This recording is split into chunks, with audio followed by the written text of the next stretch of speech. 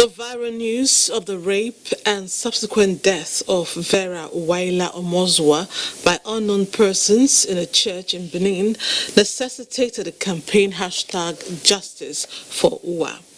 Governments, religious and civil society groups, as well as concerned citizens, are calling on the law to trace the perpetrators and bring them to book.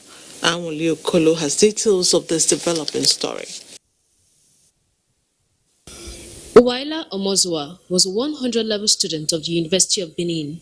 She was raped and injured in her home church on Wednesday, 27th of May. This eventually led to her death on Saturday evening, May 30th. Reports indicate that Waila, a member of the choir in her home church, had since made it a routine to use the church as a space for her reflection and private study. Has been studying, has been reading in that school. She read there for our WAEC exam, our GS3 exam, our JAM. She read that nothing of such happened. But we need justice because they are looking at us that we don't have anything, we don't have money, we can't do anything. We need justice because no man, no father and mother, no sister will be happy that his daughter is gone. On the day of the incident, she was found in a pool of her own blood in the church. Underscoring the severity of the case, the IGP ordered its immediate transfer to the force headquarters in Abuja. However, the Omozua household has continued to play host to a steady traffic of concerned persons and organizations in the state, all clamoring for justice to be served. The wife of Edo State Governor also visited.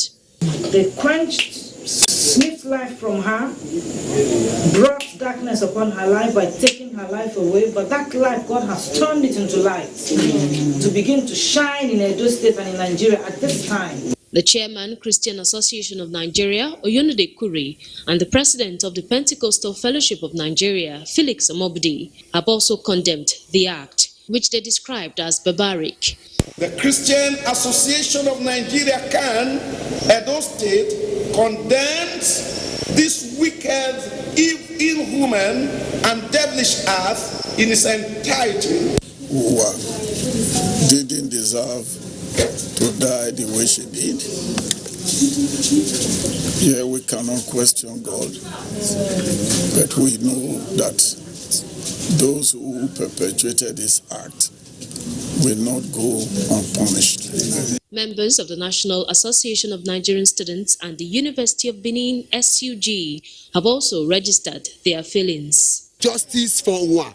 We, the University of Benin students, in consolidation with National Association of Nigerian Students, NANS, we are saying enough is enough.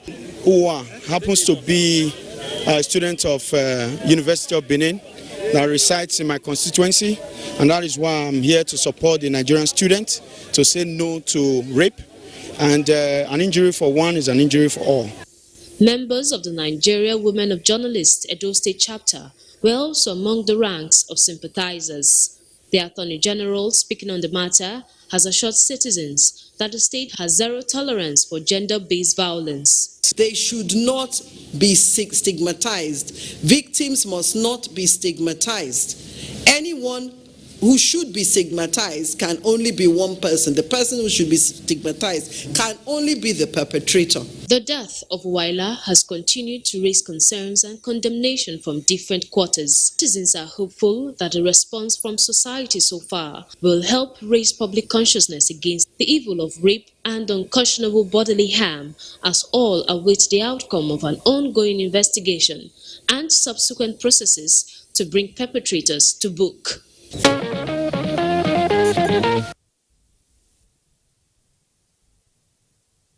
Awaits justice for Uwa on the first day of June in Ibadan, Oyo State.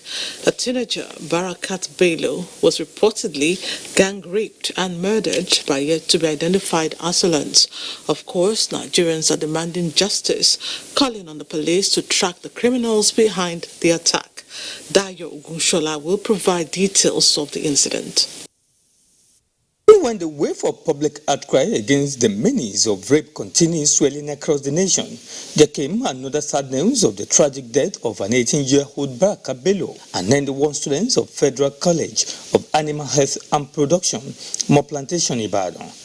Engineers crew set out of the sprawling city of Ibadan to the location of the sad event at Itabi Yuluru, an agrarian community along Old Ibadan Oyo Road. The pensive mood that enveloped the home of the deceased reflects the calmness of the area, with tens of sympathizers putting up mournful looks. Father, late Baraka Bello, was already out to attend to security demand that borders on the sad event, but her mother and close relative gave insight into the incident. It is a Mom Baraka called us on Monday in the evening that Baraka is dead. So immediately my mommy come around to this side to come and ask what is happening with my youngest sister. It means that it was unknown means that come meet her in this house. She went to bathe on that day and she was raped and she was murdered. Before the incident happened on Monday, I had reported that on Saturday that some people called Sagulu came to their environment trying to pick a phone through the window. I think we should trace, and they even pick some irons, engines of the car maker. They pick it along when they came to do it. The mother is between the girl, the perpetrator, and Allah. I can't say exactly how it happened, and I don't have any power. I rely on God, hoping that whoever was responsible will be caught. Fellow students at More Plantation and other concerned Nigerians demanded that justice be done on the matter. This is a pathetic issue, and we don't want it again. We need justice. If a person is not punished for an act that he or she has committed, of course it will embolden, if not him, another person beside him. As we speak, investigation is ongoing, and I'm certain that not too long from now, something positive will come out of that investigation. This is a grassroots community where good human relations and neighborliness is supposed to be the order of the day. Unfortunately, the barbaric idea of rape has crept into this community. Left before the security agencies across the nation now is to unravel the mystery behind the untimely death of young Barakat.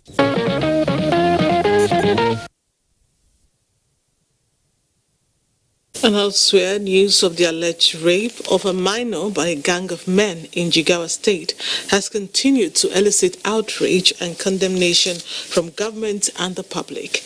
While investigations are ongoing, Abdullahi Garuba Benin Kudu reports on the incidents of rape. Jigawa, northwestern Nigeria, is a peaceful state for the accommodating nature of its people. But the state is grappling with an unwanted act that continues to give sleepless nights to both parents and those in position of authority. Like some other parts of the country, hardly a month passes without a reported case of sexual abuse, more especially against minors.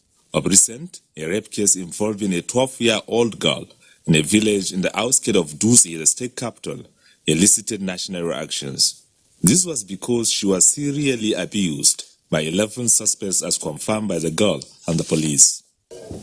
Yes, I was abused by 12 men at different times. They approached me while I was hawking or when sent to duty by my parents. But there is more to it. Public commentators point at parental care failure as a major contributing factor to rape cases in the state. For instance, this little girl and her siblings were left wandering by their father, who is away from home in search of means of livelihood. As Nigerians will say, God knows where.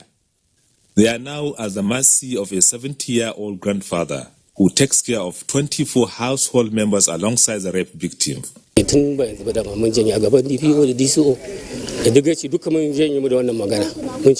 can't say where her father is now, but he sends us greetings for what happened. We have forgotten the offenders. We want it resolved as we are neighbors.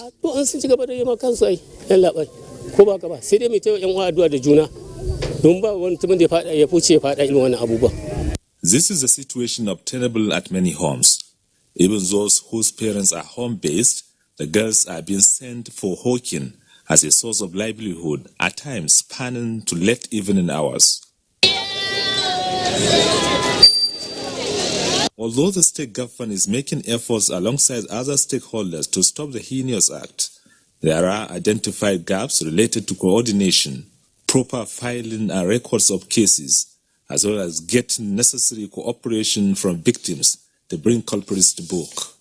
Because we are not getting encouragement from any side, the parents that are supposed to take care of the children, they don't do that.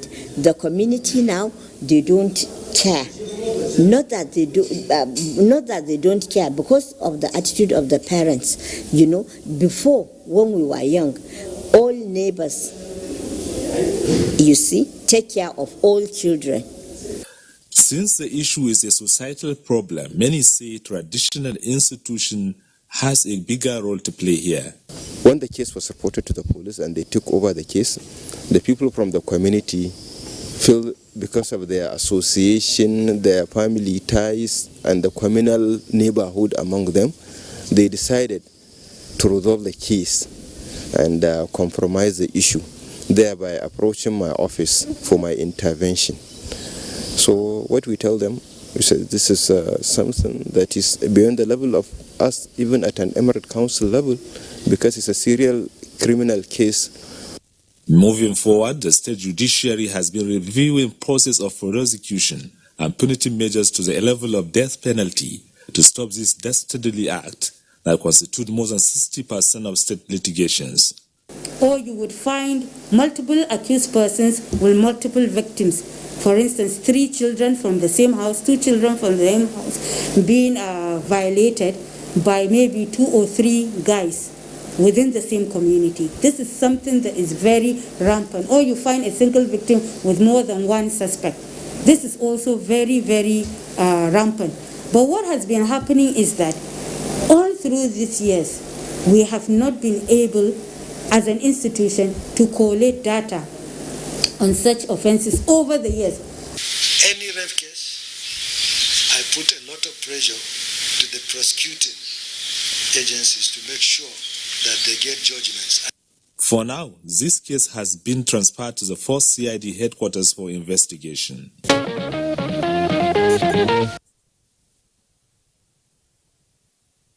Just to add that rape victims need loads of mental therapy.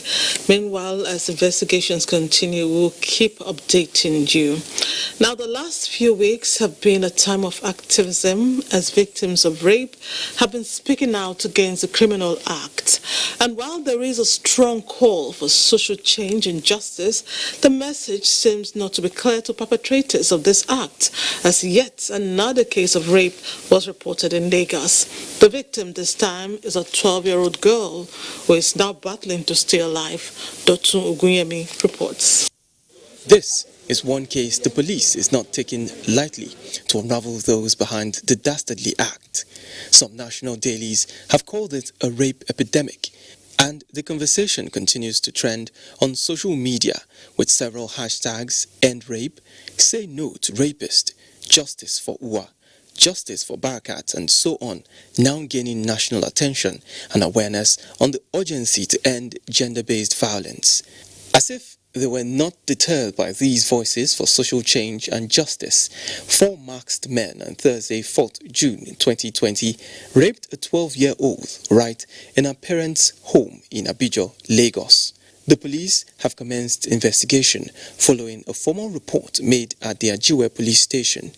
Newsline, with the help of the police, paid a visit to the victim, a minor who has been receiving treatment at this private hospital.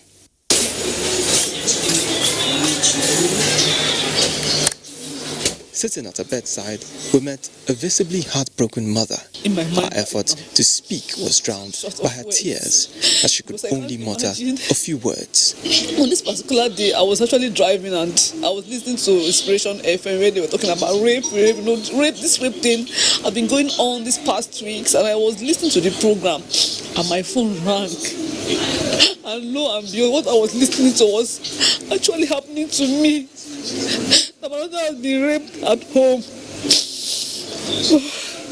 Please. I think that's the only thing I have to say, please. That's the only thing I have to say. The victim's father, Augustine Onyekachi Ogube, was more composed to speak and narrates events that led to the incident. I left the house to go and get the diesel and also buy what we used to eat in the afternoon, because he told me that he want to make egg sauce and yam in the afternoon, which we didn't have the tomato in the house. I said, okay, don't worry. On my way back to get the diesel for you, I will buy all that, then before going to work. I left to go and get all that. Not up to 1 hour. I was called back that it has happened. I said, what is the problem? What is the issue? Say that my daughter had been raped. At that time, I didn't know where I was, because that was the last thing I would ever imagine in my house. I didn't send her out to go and buy this, or maybe late in the night. He barely go out. We only three of us stay in the house. How a child of 12 years old will be gang raped by 4 men? I don't understand it.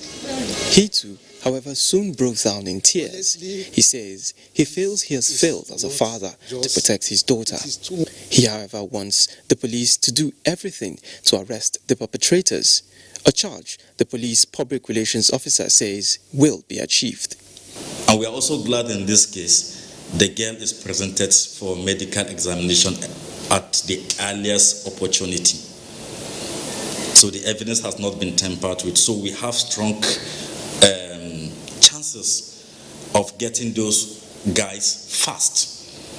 Because she's in hospital, doctors are already doing their own bit of it, analyzing certain things that will help us. Our experts also will look at certain things.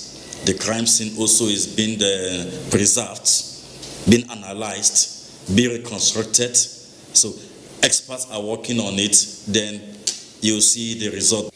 Statistics by the Lagos State Police Command reveals that cases of rape in the state are not on the increase, but rather more voices are reoccurring the clamor to end the act, with more victims urged to speak up.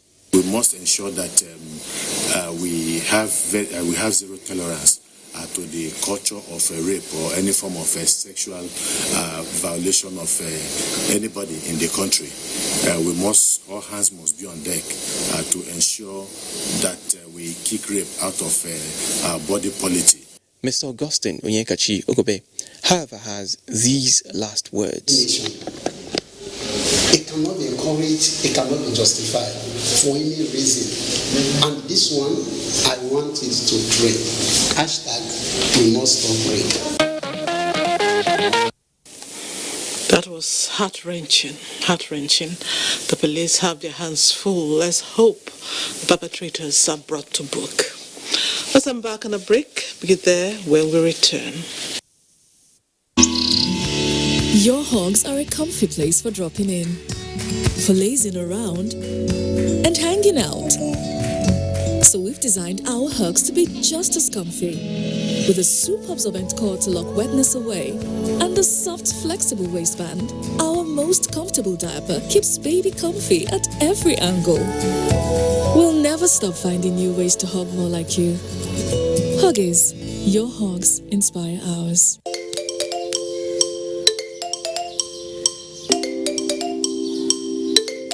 Let's do something more interesting. Let's see.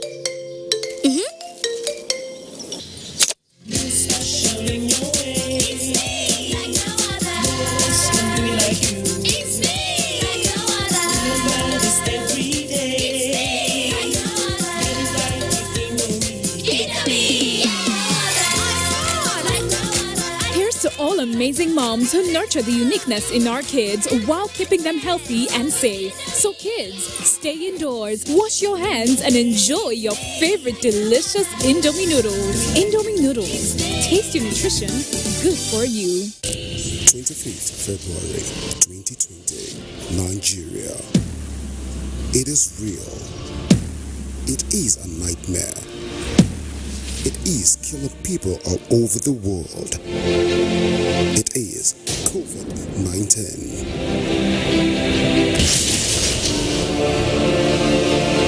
Compliance with the various states in Nigeria, the current measures will flatten the curves. Shutting down is not an act of wickedness, but an act to save lives. Stay home, stay safe. Observe social distance. Always put on a face mask while leaving your house. Make sure you are on a tricycle alone. Cars and buses cannot carry more than half their passengers. Always remember to wash your hands. Together, we will defeat COVID-19. This message is brought to you by the National Orientation Agency, Nigerian Film Corporation, powering possibilities.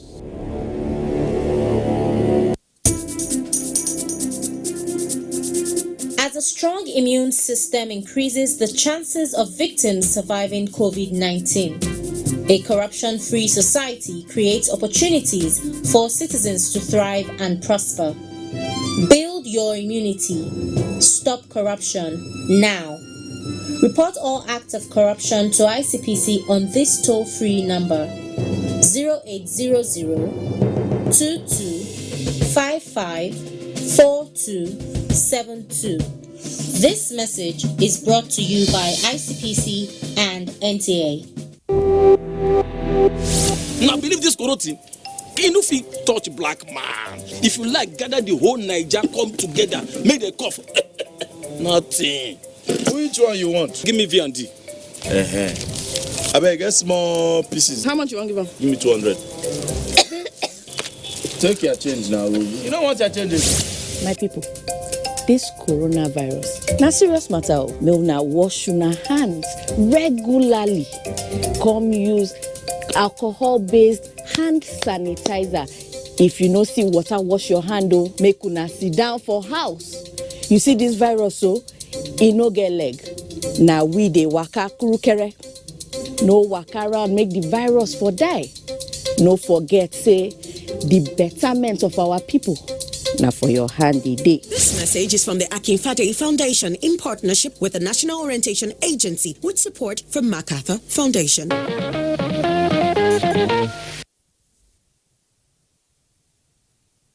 Welcome back. Now to more crime stories. 22-year-old Sunday Joshua's priority in life was struggling to make ends meet to cater to his need and that of his grandmother. Sadly, however, Monday the 25th of May was his last day on earth. You see, Sunday worked as a security guard in a hotel in Bauchi State, and following an incident about a missing phone, his colleagues beat him to death. Maria Mubala takes it up from here.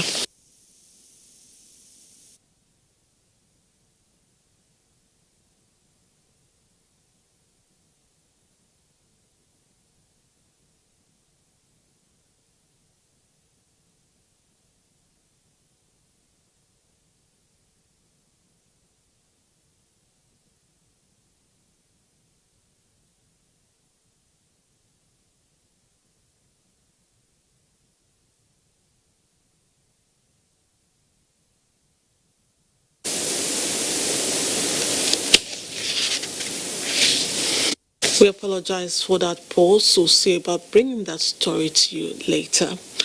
Nigerians on the know, especially on social media, have been calling for swift justice for a teenage girl, Tina Ezekwe, who was killed following gunshot wounds sustained after two policemen pulled the trigger in Iyano Oworo area of Lagos State. Imolia Yotukede investigates the remote and immediate causes of her untimely death.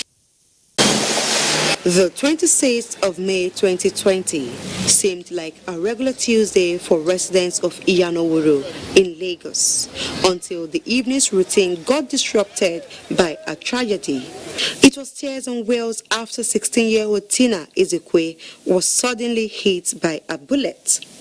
According to eyewitness accounts, two policemen, ASP Theophilus Otobo and Inspector Oguntoba Olamigoke, who were among the security team manning a checkpoint in the area, opened fire on a bus driver for his refusal to give the specified bribe allegedly requested for by the policemen soon after the curfew commenced at 8 p.m. So people came out to challenge them that why would they be shooting unnecessarily? The ASP that shot him now, which goes by the name Theophilus Otobo. So he was pushing people to the incident where the incident happened. He was pursuing them that they should go. Unfortunately, he carried his gun, shot straight to the crowd, and the bullet hit Tina. We never even knew that it was Tina. I just saw his brother carrying Tina. Tina, bullet don't touch Tina. When they rushed to the policeman, it was like even get locked, say, die. This is a spot in Opaloyeru Street in Bega bus stop in Iyanowuro was where Tina Ezekwe was shot in the midst of her neighbors who came out to see what the situation was when they heard the gunshot at about 10 p.m. The bullet, as gathered, pierced through her left upper thigh. At the front of my mom's shop. So I ran there, I picked her up, I quickly rushed her to the nearest hospital, this new guy, so they gave her first aid. So she was responding to treatment then. So the doctor told us that they can't afford the treatment, that they will admit her to the general hospital at Ireland. The doctor told us that we should get 4 pints of blood before they could do the surgery for her, because she loses a lot of blood and she's having internal bleeding. So we get her one at the first day she was receiving it. We bought another one. So unfortunately, she was receiving the second one before she gave up. A 35-year-old Malam, who also sustained bullet wounds, is now in a stable condition. Meanwhile, Tina's badly traumatized mother had to be taken to her sister's home in Iyanokwaja. The police public relations officer, reacting to this situation, disclosed that the conduct of the two police officers fell short of professional standards and revealed that they have been subjected to internal disciplinary proceedings. At the end of our investigation, the two officers were indicted. Investigation, which is the criminal investigation aspect, has been carried out, which will pave way also for investigation, for prosecution in court. The second aspect is to strip them of their immunities and privileges of police officers. The next stage now is to take them to the civil court, the conventional court, to face the charge. Tina Ezekwe was an SS3 student getting ready for WAEC examinations. A now shattered dream was to become a business administrator. When you feel like you are down, if you go to Tina, you always laugh. She's just so fun, energetic. I won't like seeing it as because he's a policeman, they should just leave him like that. So use a murder case, you have to suffer for what he did. So I want justice, I just want justice. From all indications, justice will be served, and may Tina's young soul rest in peace. Now back to our story about 22-year-old Sunday Joshua, whose priority in life was struggling to make ends meet to cater to his needs and that of his grandmother. Sadly, however, Monday the 25th of May was his last day on earth. Sunday worked as a security guard in a hotel in Bauchi State, and following an incident about a missing phone, his colleagues beat him to death. Miriam Ubala takes it up from here. Sunday Joshua, who lives with his grandmother on this fateful day, went to work with the expectation that he will return to her. Little did he know that allegations will be labeled against him to have stolen a phone at his workplace and was beaten by other workers, following instruction by the owner of the hotel.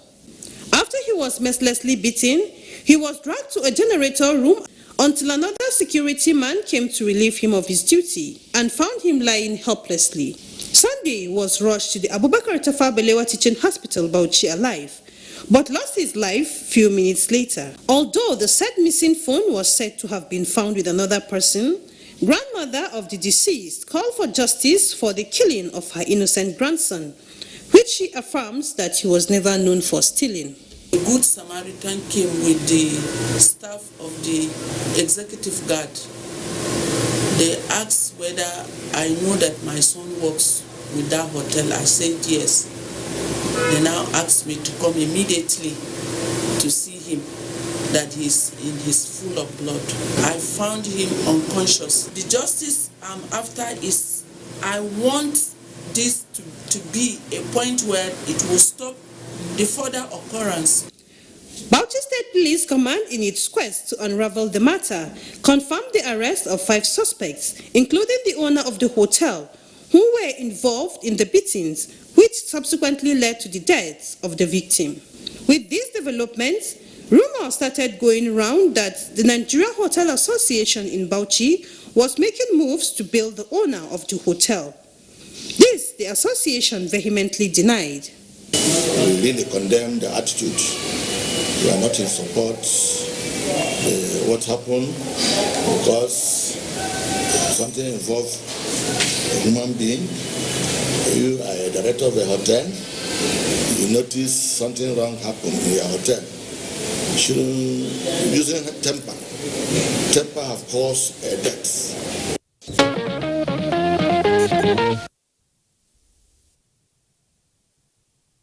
Extrajudicial killings occur because some people do not respect the law.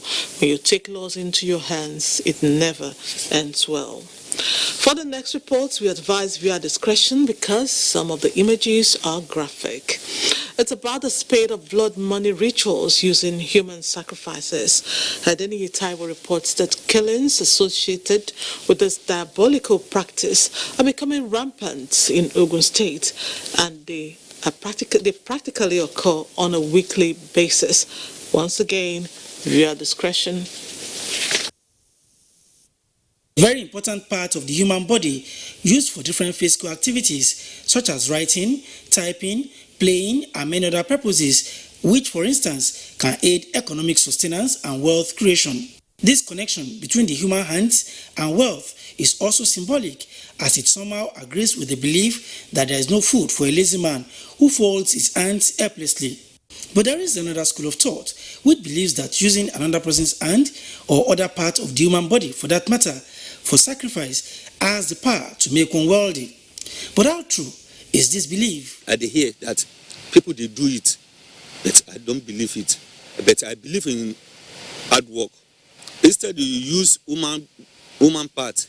If I go tell you, say make you go buy rat, make you go buy hen, make you go buy goat. This is where the likes of Moses Ijomo, a herbalist, and 3 others paraded by Ogun State Police Command belong, as they were arrested with a human hand already procured for money-making sacrifice. When this pair of hands were given to the herbalists and the money was not forthcoming, so there ensued fighting amongst them, which led to our operatives, through credible information, to get them arrested. This man came to me for assistance in making spiritual sacrifice to make money.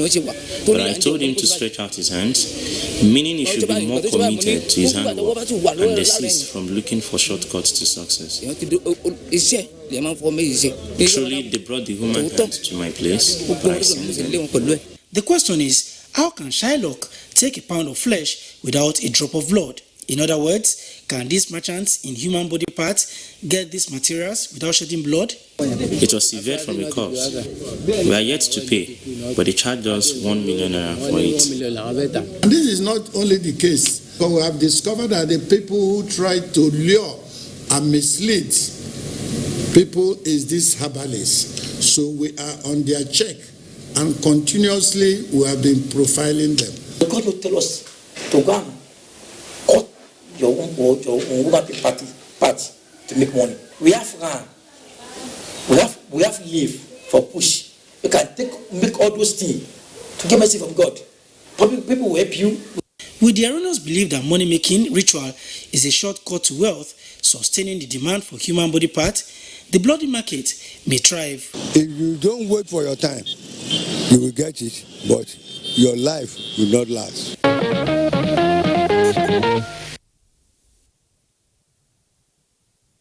It's a strange world of desperately wicked people, indeed. Next up, she left home like any other day, bidding farewell to her family. But little did Janet Ogbonaya Eze know that goodbye actually meant goodbye. Cecil Igbile relates a sad story of a 55-year-old widow and mother of 5 who was gruesomely murdered in Abuja. Via discretion is hereby advised. Thursday, May 14, about 10 a.m., Mrs. Janet Ogbonaya Eze set off to Apo from Gwagwalada with the intention of meeting up with someone and later stopping by Chika along the airport road and returned home before curfew time. As minutes turned to hours and night approached, apprehension sets in. As at 6 a.m. Saturday morning, being the 16th, a relative of ours tried the number because we all have been trying the number, and someone picked. It was a masculine voice, and he said that they are kidnappers, that they have my mom, and we should raise the sum of 5 million naira to facilitate her release. Swinging into action, the officers and men of the IGP Intelligence Response Team unraveled the worst fears of family and friends, and then launched a full manhunt of the killer. Okay, after a painstaking investigation, we were able to arrest one Gideon Emmanuel. He's 31 years of age, a male. Upon further investigation, we were able to find out from him that the vehicle was actually taken to the panel meter by his elder brother, who by name is Johnson Emmanuel. The primary suspect, 38-year-old Johnson Emmanuel, resident of Wumba area of the FCT, admitted to the crime, insisting that it was an unintended murder. She came that day. After she stayed with me, then I asked her to sleep. She said no. Then I decided to buy the medicine to put for the juice. He gave her overdose. That the drug he gave her, he bought it from a chemist. It was 10 tablets. So he crushed the whole 10 tablets and put it in the Hollandia yogurt that he gave the woman. Then after taking the thing, he discovered that the woman died later that night. That is on the same 14th of May 2020 that the woman visited him. I was telling him, why can't he put, since he has said that the lady is not okay with the vehicle, why can't he put the lady inside the vehicle, drive it along the road? Maybe he can park the vehicle there. Maybe by the next morning, people can be able to identify the body, the person in question. He exists. He said no. He was like, say, in fact, I should leave everything for him. He will take care of it, this and that. He suggested he want to go and dump it to the soccer way at backyard. There are many questions begging for answer in the murder case of Mrs. Janet Ogbonaya. There is the why, the how, the when, and the where in this case. We've heard from the chief suspect himself, Johnson, and of course the police have told us that they are still trying to unravel the mystery behind this case. While we wait for feedback from the police, we'll keep our fingers crossed and hope that this case will be unraveled and sorted out as soon as possible. According to speculations online that the deceased had a long-standing affair with the suspect, family, friends, and associates say it's all fallacy. That's all fallacy. Do you understand? Mrs. Janet Ogbonaya was a woman of integrity. Do you understand? Honesty. You cannot say that you are friends with somebody and she was dealt with in the way she was dealt with. If on the day she was exhumed from the septic tank where she was thrown into, we saw how she was, her ankles were tied up. And the name Johnson Emmanuel doesn't ring a bell. For once, not even in our conversation have my mom mentioned it. Meanwhile, community members of the deceased are planning the funeral, which is expected to begin on June 11.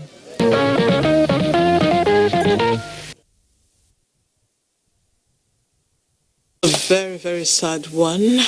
May God comfort that family. Time to take a break. Be right back. A united Nigeria, strong in the fight against COVID-19, to bring a voice of hope, to join hands to bring an end to this pandemic.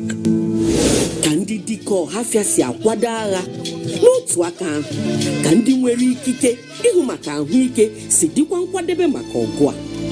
Ní ayé àtijọ́, a farapamọ́ lábẹ́ àpáta Olúmọ, a sì borí ogun náà. Àkókò tó láti farapamọ́ sínú ilé. Mu ci gaba da kaɗaita juna, kuma mu kiyaye wuraren da akwai cunkoson mutane. Mukumulo biba bizinko lokachile. Womere ya mevogja wogora bowe kokekokyo, woje seriji sanitizer wogora bowe. Fulbe ballen ko emeden kauten jude kaben dun nyaw coronavirus. Daroden e wuro ballen gomnati ballen ko emeden dun nyaw dun waray dun dillay. One Nigeria, different languages, and we shall surely prevail. This message is brought to you by the National Orientation Agency, Nigerian Film Corporation, powering possibilities in partnership with Nigerian Television Authority. You can't beat the rich. We have observed the lockdown. We have practiced the measures in order to curb the spread of the virus, but we can do better. The coronavirus spread is increasing daily, and only together can we cut down the numbers and defeat the spread of the virus. Remember, COVID-19 is not a death sentence, and a recovered patient cannot spread the disease. Do not stigmatize. Do not hesitate to report any case, or if you have come in contact with anybody that has been infected with COVID-19. If you have cough and fever, please stay at home and call your state hotline. Find state numbers at www.covid19.ncdc.gov.ng. Remember, it is for your own good and for the good of every Nigerian. Let us do better and defeat the virus. Together, we can do this. This message is brought to you by the Nigerian Television Authority, NTA, Africa's largest television network. The number of the COVID-19 cases in Nigeria is increasing daily, with many more tests ongoing. The battle of testing, isolating, treating, and attending to the affected persons rests heavily on the shoulders of our health workers, constantly putting their lives on the line and at risk to contain this virus, save and protect the lives of millions of Nigerians. To these health workers, we at the Nigerian Television Authority, NTA, on behalf of millions of Nigerians, say a big thank you for all that you have done and are doing. To the security agencies enforcing the lockdown and every other frontliner, we say thank you for putting your lives on the line to save ours. There is no amount of words that can quantify our gratitude. Thank you. This message is brought to you by the Nigerian Television Authority, NTA, Africa's largest television network.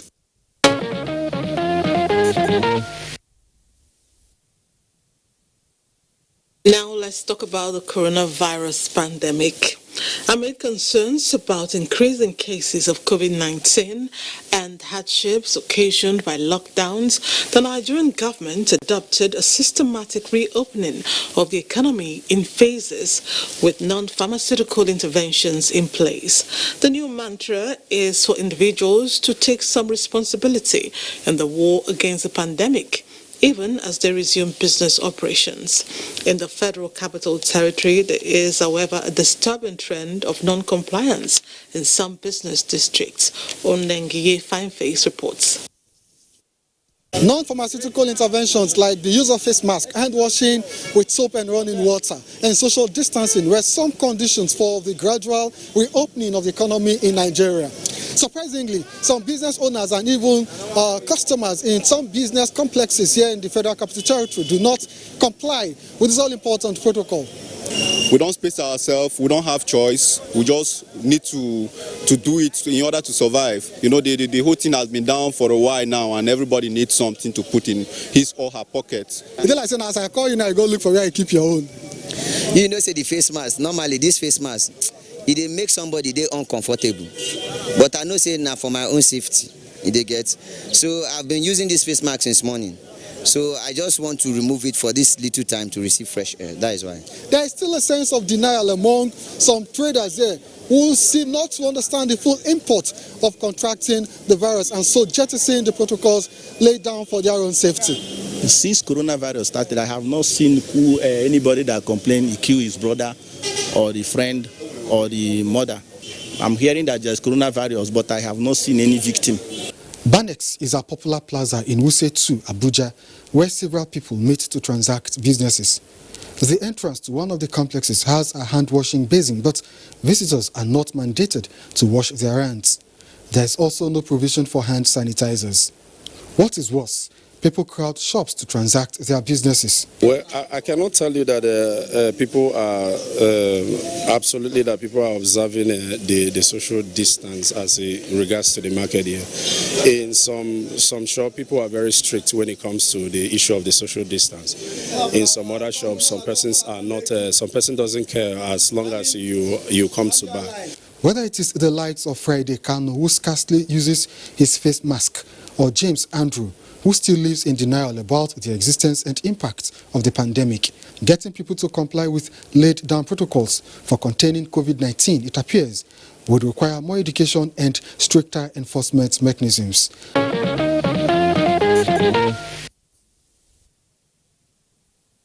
Rules are easy. People must remember that personal safety is very important.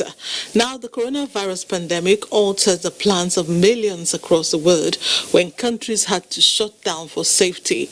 People who journeyed outside their base had no choice but to stay put as land and air travels were suspended locally and internationally. One can only imagine what it's like being stranded without a clear possibility of returning to your comfort zone. Mamso Damian Dati met with a Nigerian lady who has lived most of her working life in the United States with plans to start a new life in Nigeria.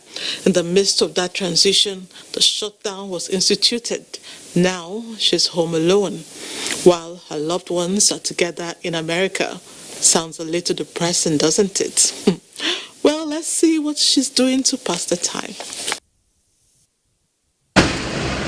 I heard about her skills in artistry from my bus. Then I set out to meet her in person.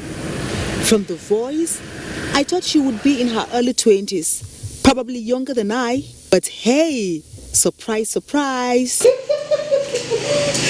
You're welcome. Gosh, she's about my mother's age, an elegant gray-haired woman, beautiful, full of energy and industrious.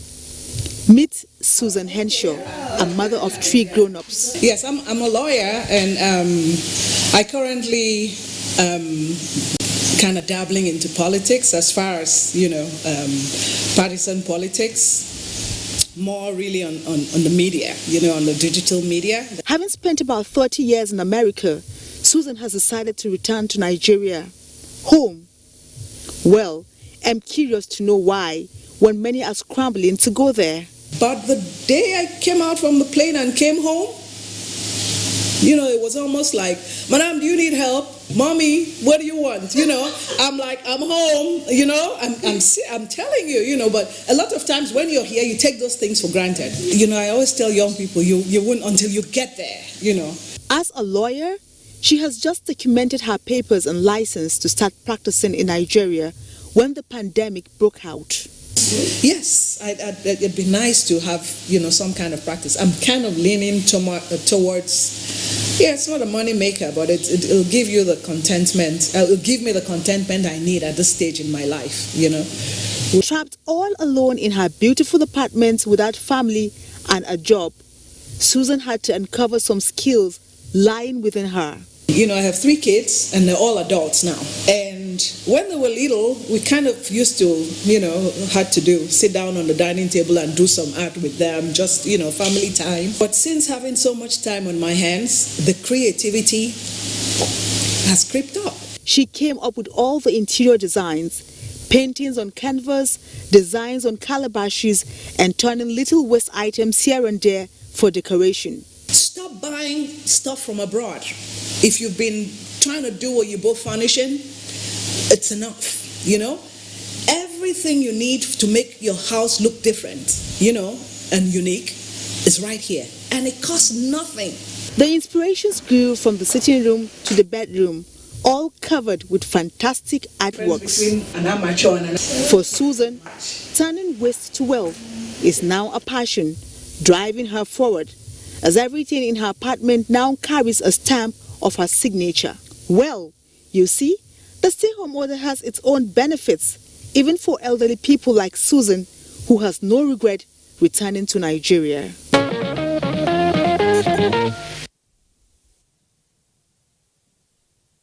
Super interesting, and it's great to see Susan making the most of the time apart from family. Soon they will reunite. The pandemic will end one day.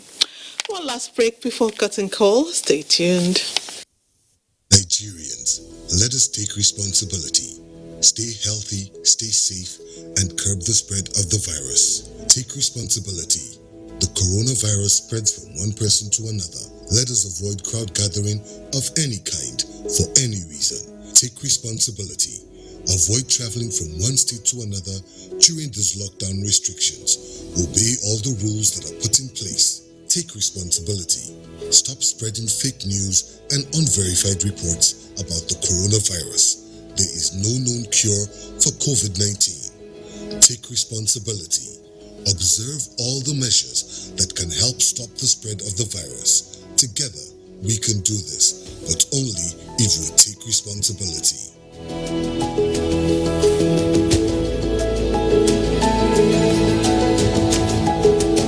This message is brought to you by the Nigerian Television Authority, NTA, Africa's largest television network. Welcome there. Have you washed your hands? Inside my house again. This thing not the key black man. I don't know if it's misinformation or poor hygiene that will kill you first. Coronavirus is real, and good hygiene practice will save your life. Anyway, no hand washing, no eating. I will not take care of it. How's one of the parents?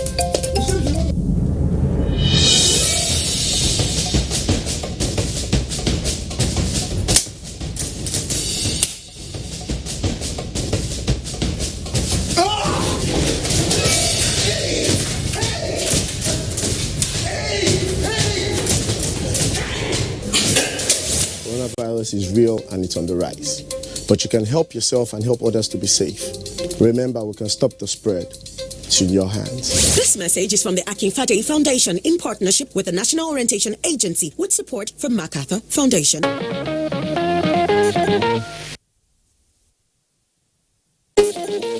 It was fondly called the Rainmaker after the release of the hit song Send Down the Rain. His extraordinary talent in music made him a reggae legend. Majek Fashek will remain in the roll call of entertainers Nigeria is proud of. As you may already know, the iconic musician passed on during the week at 57. Anwale Okolo spoke to a cross-section of fans in Majek's maternal home state of Edo, and they were eager to talk about his many exploits. The story about Majek just lies around his music and his love for his family. He's a popular man in this street. We all grew together. He sings a song that lightens people that in every place there is a thing for somebody to be successful. That is one of the things I love him for. Majek Fashek is a person who quickly identified his calling. When he was coming up in this area, people neglect him. But later, when he glowed, they now identify with him. His name rings old on the Nigerian Television Authority, Benin, not just because of his stardom, but because he used to be a part of the in-house band on the show Music Panorama on NTA Benin in the 1980s.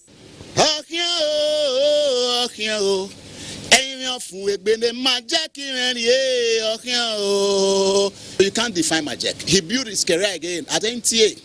At a very big program then, we all sit down to wait for it. Music Panorama.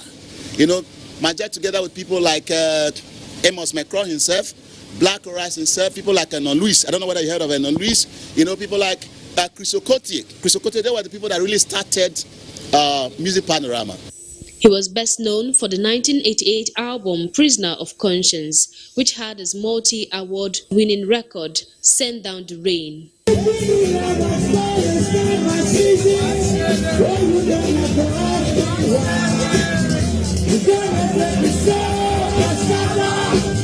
The Rainmaker died of esophageal cancer at 57 on the 1st of June in New York City.